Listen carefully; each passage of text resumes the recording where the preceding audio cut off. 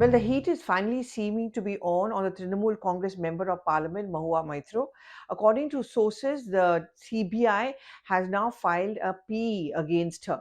Now, what does a plea essentially mean? It is essentially a preliminary inquiry. Now, this is based on the complaint which was given both by Jay Anand as well as Nishikant Dubey.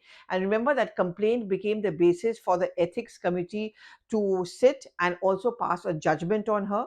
And according to ethics committee's report, what is recommended are two things. One, there should be a criminal investigation against her, and the second, of course, is her expulsion from parliament. Now, as far as the expulsion goes, the procedure we know is very simple.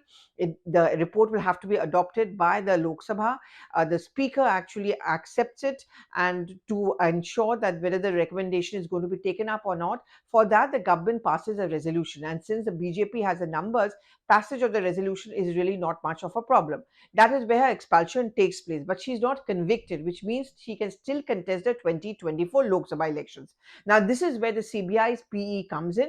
What the CBI has done is that a complaint which was made by Nishikant Dubey to the Lokpal, that Lokpal has forwarded that complaint to a CBI, and now the CBI has taken cognizance of it, and therefore the preliminary investigation begins, or the PE has been filed. Now, on the basis of the ethics committee report accepted by the parliament, the CBI will decide whether there needs to be a full-fledged FIR against her.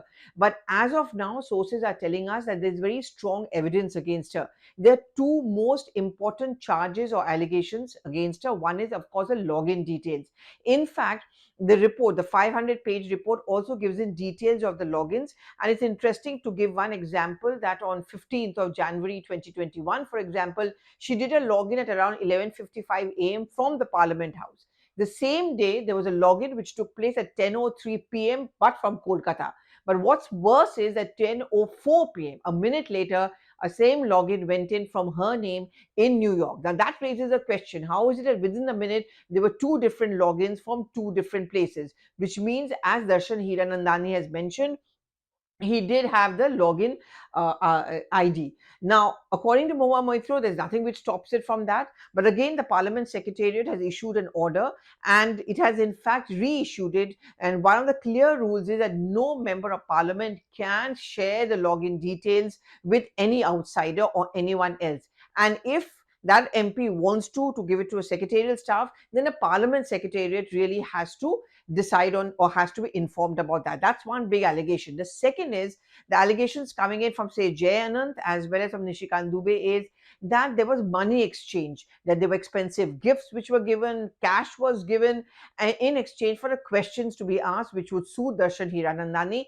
and could go against Gautam Adani. That has again been denied by her on the grounds that they were not in conflict. Well, that's where the CBI comes in. The CBI, once the FIR is filed, will ask all the complainants and the other stakeholders to join the investigations, and then there will be a full-fledged investigation. Should she be found guilty, she's going to be convicted.